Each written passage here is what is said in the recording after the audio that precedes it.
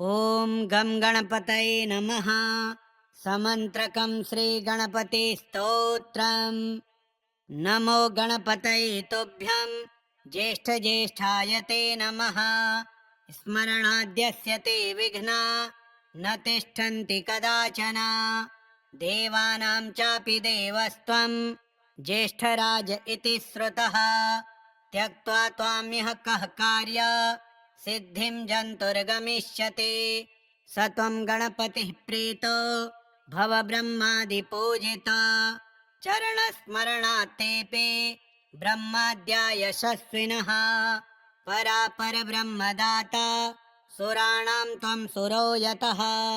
सन्मतिं देहि मे ब्रह्मा पते ब्रह्म समीडिता। उक्तं हस्तिमुखश्रुत्या त्वं ब्रह्म परमित्यपि। कृतं वाहनमाखुस्ते कारणं त्वत्र वेदनो। इयं महेशते लीला न पस्पर्शयतो मतिः। त्वां न हेरम्बकुत्रापि परतन्त्र त्वमीशते। स त्वं कवीनां च कविर्देव आद्यो गणेश्वरः। अरविन्दाक्ष विद्येश प्रसन्नः प्रार्थनां शृणु। त्वमेकदन्तविघ्नेश देव शृण्वरभकोक्तिवत्।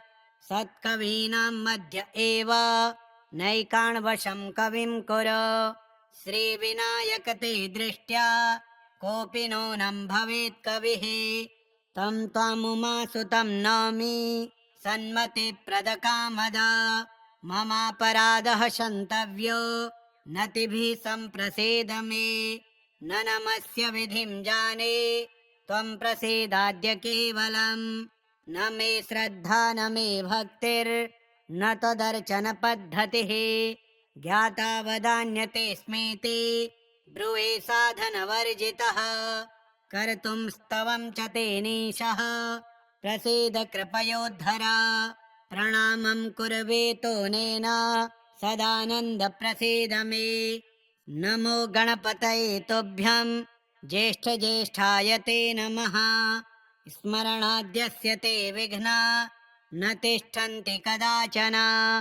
देवानां चापि देवस्त्वं ज्येष्ठराज इति श्रुतः। त्यक्त्वा त्वाम्यः कः कार्य सिद्धिं जन्तुर्गमिष्यति। स त्वं गणपतिः प्रीतो भव ब्रह्मादिपूजिता। चरणस्मरणात् तेऽपि ब्रह्माद्या यशस्विनः।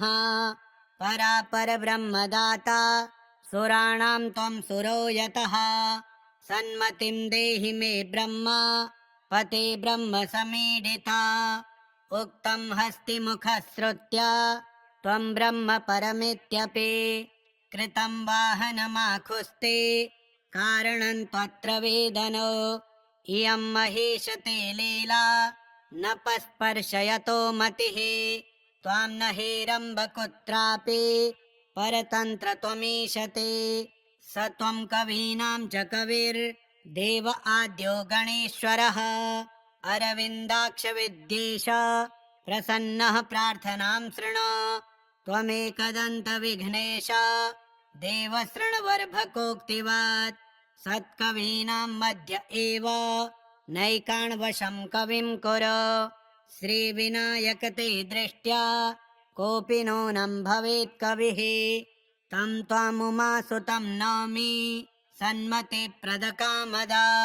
ममापराधः क्षन्तव्यो नतिभिः सम्प्रसेद मे।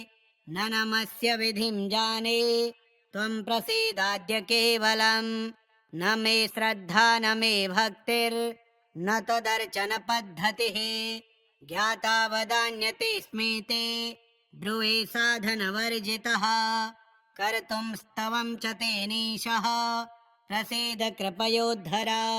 प्रणामं कुर्वेतो नेन सदानन्द प्रसीद मे। नमो गणपतये तुभ्यं ज्येष्ठज्येष्ठाय ते नमः। स्मरणाद्यस्य ते विघ्ना न तिष्ठन्ति कदाचन। देवानां चापि देवस्त्वं ज्येष्ठराज इति श्रुतः। त्यक्त्वा त्वाम्यः कः कार्य सिद्धिं जन्तुर्गमिष्यति। स त्वं गणपतिः प्रीतो भव ब्रह्मादिपूजिता चरणस्मरणात्तेऽपि ब्रह्माद्या यशस्विनः परापरब्रह्मदाता सुराणां त्वं सुरो यतः सन्मतिं देहि मे ब्रह्मा पते ब्रह्म समीडिता उक्तं हस्तिमुखश्रुत्या त्वं ब्रह्म परमित्यपि कृतं वाहनमाखुस्ते कारणं त्वत्र वेदनो इयं महीशते लीला न पस्पर्शयतो मतिः त्वां न हेरम्बकुत्रापि परतन्त्र त्वमीशते स त्वं कवीनां च कविर्देव आद्यो गणेश्वरः अरविन्दाक्षविद्येश प्रसन्नः प्रार्थनां शृणु त्वमेकदन्तविघ्नेश देवशृण्वरभकोक्तिवत् सत्कवीनां मध्य एव नैकाण्वशं कविं कुरु श्रीविनायक ते दृष्ट्या कोऽपि नूनं भवेत् कविः तं त्वामुमासुतं नौमि सन्मतिप्रदकामदा ममापराधः क्षन्तव्यो नतिभिः सम्प्रसेद मे न नमस्य विधिं जाने त्वं प्रसीदाद्य केवलम् न मे श्रद्धा न मे भक्तिर्न त्वदर्चन पद्धतिः ज्ञाता वदान्यते स्मीते ब्रुवे साधनवर्जितः कर्तुं स्तवं च तेनीशः प्रसीद कृपयोद्धरा प्रणामं कुर्वेतोनेन सदानन्द प्रसीद मे नमो गणपतये तुभ्यं ज्येष्ठज्येष्ठाय ते नमः स्मरणाद्यस्य ते विघ्ना न तिष्ठन्ति कदाचन देवानां चापि देवस्त्वं ज्येष्ठराज इति श्रुतः त्यक्त्वा त्वाम्यः कः कार्य सिद्धिं जन्तुर्गमिष्यति स त्वं गणपतिः प्रीतो भव ब्रह्मादिपूजिता चरणस्मरणात्तेऽपि ब्रह्माद्या यशस्विनः परापरब्रह्मदाता सुराणां त्वं सुरो यतः सन्मतिं देहि मे ब्रह्मा पते ब्रह्म समीडिता उक्तं हस्तिमुखश्रुत्या त्वं ब्रह्म परमित्यपि कृतं वाहनमाखुस्ते कारणं त्वत्र वेदनो इयं महीशते लीला न पस्पर्शयतो मतिः त्वां न हेरम्बकुत्रापि परतन्त्र त्वमीशते स त्वं कवीनां च कविर्देव आद्यो गणेश्वरः अरविन्दाक्षविद्येश प्रसन्नः प्रार्थनां शृणु त्वमेकदन्तविघ्नेश देवशृण्वरभकोक्तिवत् सत्कवीनां मध्य एव नैकाण्वशं कविं कुरु श्रीविनायक ते दृष्ट्या कोऽपि नूनं भवेत् कविः तं त्वामुमासुतं नौमि सन्मतिप्रदकामदा ममापराधः क्षन्तव्यो नतिभिः सम्प्रसीद मे न नमस्य विधिं जाने त्वं प्रसीदाद्य केवलम् न मे श्रद्धा न मे भक्तिर्न त्वदर्चन पद्धतिः ज्ञाता वदान्यते स्मेते ब्रुवे साधनवर्जितः कर्तुं स्तवं च तेनीशः प्रसीद कृपयोद्धरा प्रणामं कुर्वेतोनेन सदानन्द प्रसीद मे नमो गणपतये तुभ्यं ज्येष्ठज्येष्ठाय ते नमः स्मरणाद्यस्य ते विघ्ना न तिष्ठन्ति कदाचन देवानां चापि देवस्त्वं ज्येष्ठराज इति श्रुतः त्यक्त्वा त्वाम्यः कः कार्य सिद्धिं जन्तुर्गमिष्यति स त्वं गणपतिः प्रीतो भव ब्रह्मादिपूजिता चरणस्मरणात्तेऽपि ब्रह्माद्या यशस्विनः परापरब्रह्मदाता सुराणां त्वं सुरो यतः सन्मतिं देहि मे ब्रह्मा पते ब्रह्म समीडिता उक्तं हस्तिमुखश्रुत्या त्वं ब्रह्म परमित्यपि कृतं वाहनमाखुस्ते कारणं त्वत्र वेदनो इयं महेशते लीला न पस्पर्शयतो मतिः त्वां न हेरम्ब कुत्रापि परतन्त्र त्वमीशते स त्वं कवीनां च कविर्देव आद्यो गणेश्वरः अरविन्दाक्ष विद्येश प्रसन्नः प्रार्थनां शृणु त्वमेकदन्त विघ्नेश देव शृण्वर्भकोक्तिवत् सत्कवीनां मध्य एव नैकाण्वशं कविं कुरु श्रीविनायक ते दृष्ट्या कोऽपि नूनं भवेत् कविः तं त्वामुमासुतं नौमि सन्मतिप्रदकामदा ममापराधः क्षन्तव्यो नतिभिः सम्प्रसीद मे न नमस्य विधिं जाने त्वं प्रसीदाद्य केवलम् न मे श्रद्धा न मे भक्तिर्न तदर्चन पद्धतिः ज्ञाता वदान्यतेऽस्मि ते ब्रुवे साधनवर्जितः कर्तुं स्तवं च तेनीशः प्रसीद कृपयोद्धरा प्रणामं कुर्वेतोनेन सदानन्द प्रसीद मे नमो गणपतये तुभ्यं ज्येष्ठज्येष्ठाय ते नमः स्मरणाद्यस्य ते विघ्ना न तिष्ठन्ति कदाचन देवानां चापि देवस्त्वं ज्येष्ठराज इति श्रुतः त्यक्त्वा त्वामिह कः कार्य सिद्धिं जन्तुर्गमिष्यति स त्वं गणपतिः प्रीतो भव ब्रह्मादिपूजितो चरणस्मरणात्तेऽपि ब्रह्माद्या यशस्विनः परापर ब्रह्मदाता सुराणां त्वं सुरो यतः सन्मतिं देहि मे ब्रह्म पते ब्रह्म समीडिता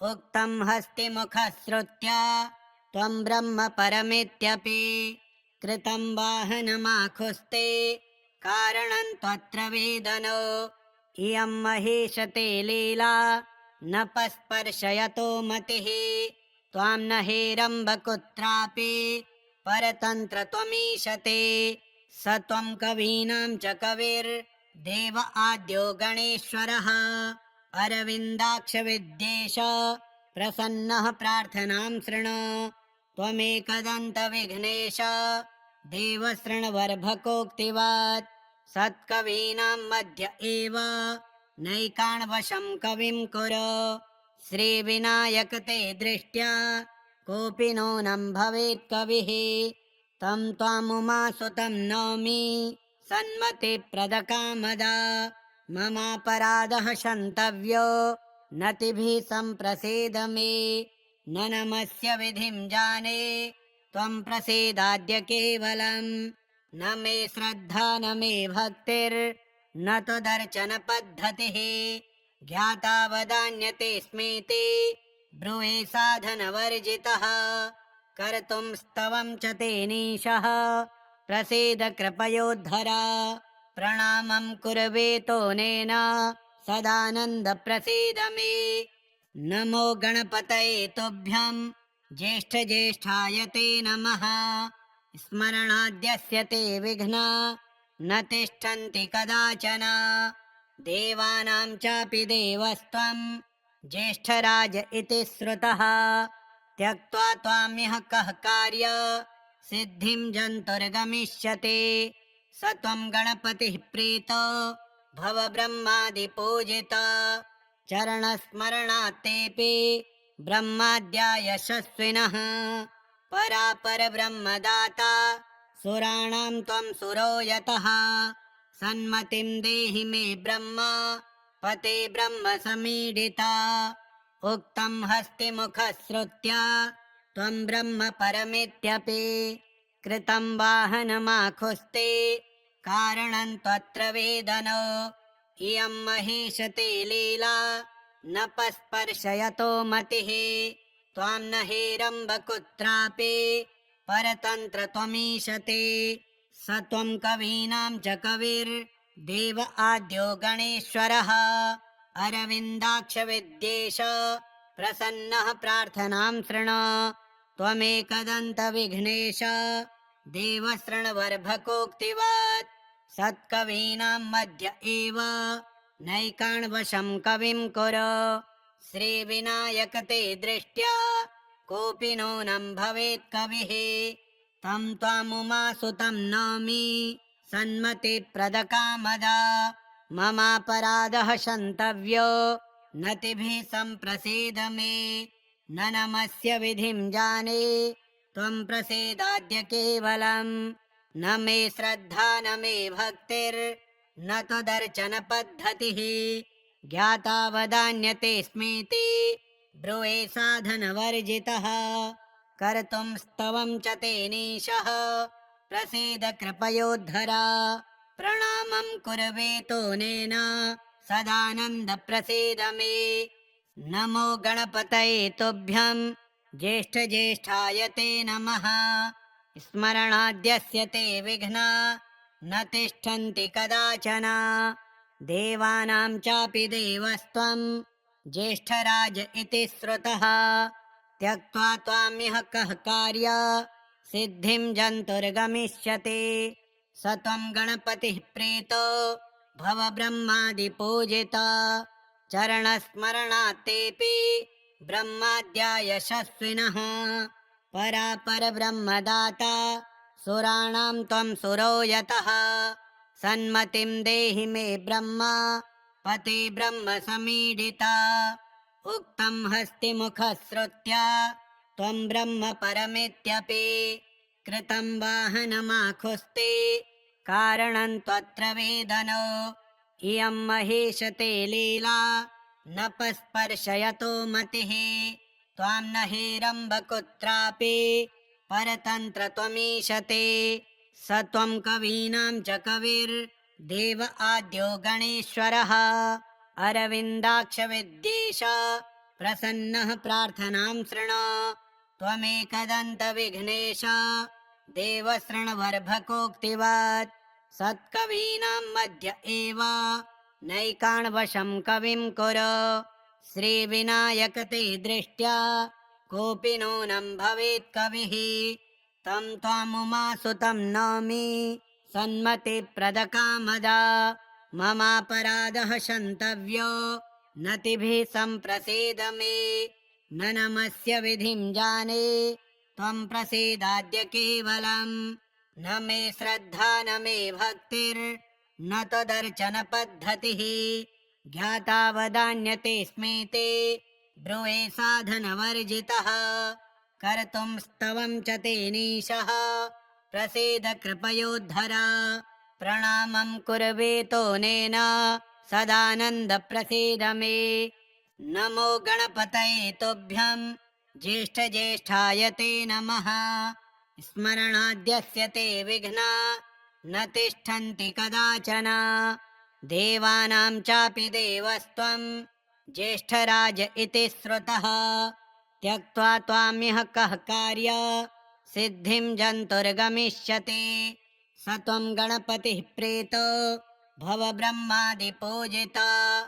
चरणस्मरणात् तेऽपि ब्रह्माद्या यशस्विनः। परापरब्रह्मदाता सुराणां त्वं सुरो यतः। सन्मतिं देहि मे ब्रह्मा पते ब्रह्म समीडिता। उक्तं हस्तिमुखश्रुत्या त्वं ब्रह्म परमेत्यपि। कृतं वाहनमाखुस्ते कारणं त्वत्र वेदनो। इयं महेशते लीला न पस्पर्शयतो मतिः। त्वां न हेरम्ब कुत्रापि परतन्त्र त्वमीशते। स त्वं कवीनां च कविर्देव आद्यो गणेश्वरः। अरविन्दाक्ष विद्येश प्रसन्नः प्रार्थनां शृणु। त्वमेकदन्त विघ्नेश देव शृण्वर्भकोक्तिवत्। सत्कवीनां मध्य एव नैकाण्वशं कविं कुरु। श्रीविनायक ते दृष्ट्या कोऽपि नूनं भवेत् कविः। तं त्वामुमासुतं नौमि सन्मतिप्रदकामदा। ममापराधः क्षन्तव्यो नतिभिः सम्प्रसीद मे। न नमस्य विधिं जाने त्वं प्रसीदाद्य केवलम्।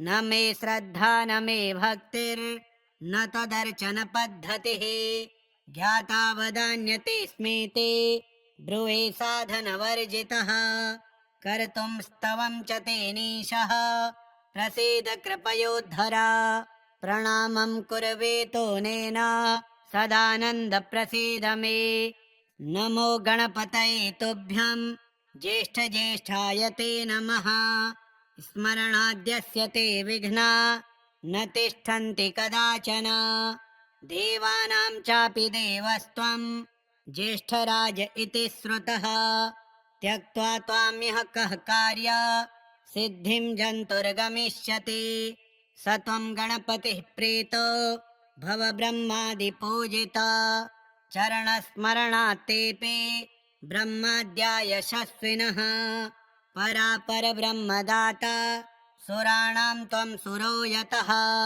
सन्मतिं देहि मे ब्रह्म पते ब्रह्म समीडिता उक्तं हस्तिमुखश्रुत्या त्वं ब्रह्म परमित्यपि कृतं वाहनमाखुस्ते कारणं त्वत्र वेदनो इयं महेशते लीला न पस्पर्शयतो मतिः त्वां न हेरम्ब कुत्रापि परतन्त्र त्वमीशते स त्वं कवीनां च कविर्देव आद्यो गणेश्वरः अरविन्दाक्ष विद्येश प्रसन्नः प्रार्थनां शृण त्वमेकदन्त विघ्नेश देव शृण्वरभकोक्तिवत् सत्कवीनां मध्य एव नैकाण्वशं कविं कुरु श्रीविनायक ते दृष्ट्या कोऽपि नूनं भवेत् कविः तं त्वामुमासुतं नौमि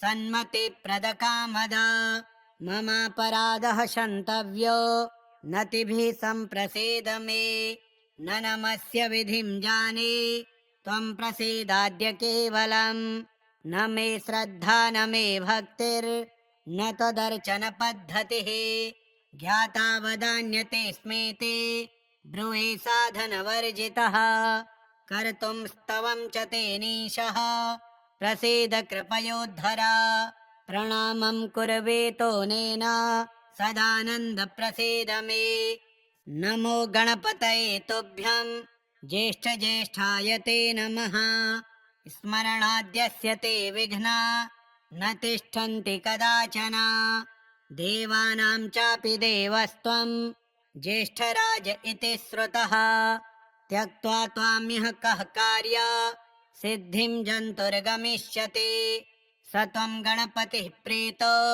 भव ब्रह्मादिपूजिता चरणस्मरणात् तेऽपि ब्रह्माद्या यशस्विनः परापरब्रह्मदाता सुराणां त्वं सुरो यतः सन्मतिं देहि मे ब्रह्म पते ब्रह्म समीडिता उक्तं हस्तिमुखश्रुत्या त्वं ब्रह्म परमित्यपि कृतं वाहनमाखुस्ते कारणं त्वत्र वेदनो इयं महेशते लीला न पस्पर्शयतो मतिः त्वां न हेरम्ब कुत्रापि परतन्त्र त्वमीशते स त्वं कवीनां च कविर्देव आद्यो गणेश्वरः अरविन्दाक्ष विद्येश प्रसन्नः प्रार्थनां शृणु त्वमेकदन्त विघ्नेश देव शृण्वरभकोक्तिवत् सत्कवीनां मध्य एव नैकाण्वशं कविं कुरु श्रीविनायक ते दृष्ट्या कोऽपि नूनं भवेत् कविः तं त्वामुमासुतं नौमि सन्मतिप्रदकामद ममापराधः क्षन्तव्यो नतिभिः सम्प्रसीद मे न नमस्य विधिं जाने त्वं प्रसीदाद्य केवलम् न मे श्रद्धा न मे भक्तिर्न त्वदर्चन पद्धतिः ज्ञाता वदान्यते स्मेते ब्रुवे साधनवर्जितः कर्तुं स्तवं च तेनीशः प्रसीद कृपयोद्धरा प्रणामं कुर्वेतोनेन सदानन्द प्रसीद मे नमो गणपतये तुभ्यं ज्येष्ठज्येष्ठाय ते नमः स्मरणाद्यस्य ते विघ्ना न तिष्ठन्ति कदाचन देवानां चापि देवस्त्वं ज्येष्ठराज इति श्रुतः त्यक्त्वा त्वामिह कः कार्य सिद्धिं जन्तुर्गमिष्यति स त्वं गणपतिः प्रीतो भव ब्रह्मादिपूजिता चरणस्मरणात्तेऽपि ब्रह्माद्या यशस्विनः परापरब्रह्मदाता सुराणां त्वं सुरो यतः सन्मतिं देहि मे ब्रह्म पते ब्रह्म समीडिता उक्तं हस्तिमुखश्रुत्या त्वं ब्रह्म परमित्यपि कृतं वाहनमाखुस्ते कारणं त्वत्र वेदनो इयं महेशते लीला न पस्पर्शयतो मतिः त्वां न हेरम्ब कुत्रापि परतन्त्र त्वमीशते स त्वं कवीनां च कविर्देव आद्यो गणेश्वरः अरविन्दाक्ष विद्येश प्रसन्नः प्रार्थनां शृणु त्वमेकदन्त विघ्नेश देव शृण्वरभकोक्तिवत् सत्कवीनां मध्य एव नैकाण्वशं कविं कुरु श्रीविनायक ते दृष्ट्या कोऽपि नूनं भवेत् कविः तं त्वामुमासुतं नौमि सन्मतिप्रदकामदा ममापराधः क्षन्तव्यो नतिभिः सम्प्रसीद मे न नमस्य विधिं जाने त्वं प्रसीदाद्य केवलं न मे श्रद्धा न मे भक्तिर्न त्वदर्चनपद्धतिः ज्ञाता वदान्यते स्मेति ब्रुवे साधनवर्जितः कर्तुं स्तवं च तेनीशः प्रसीद कृपयोद्धरा प्रणामं कुर्वेतोनेन सदानन्द प्रसीद मे नमो गणपतये तुभ्यं ज्येष्ठज्येष्ठाय ते नमः स्मरणाद्यस्य ते विघ्ना न तिष्ठन्ति कदाचन देवानां चापि देवस्त्वं ज्येष्ठराज इति श्रुतः त्यक्त्वा त्वामिह कः कार्य सिद्धिं जन्तुर्गमिष्यति स त्वं गणपतिः प्रीतो भव ब्रह्मादिपूजिता चरणस्मरणात्तेऽपि ब्रह्माद्या यशस्विनः परापरब्रह्मदाता सुराणां त्वं सुरो यतः सन्मतिं देहि मे ब्रह्म पते ब्रह्म समीडिता उक्तं हस्तिमुखश्रुत्या त्वं ब्रह्म परमित्यपि कृतं वाहनमाखुस्ते कारणं त्वत्र वेदनो इयं महेशते लीला न पस्पर्शयतो मतिः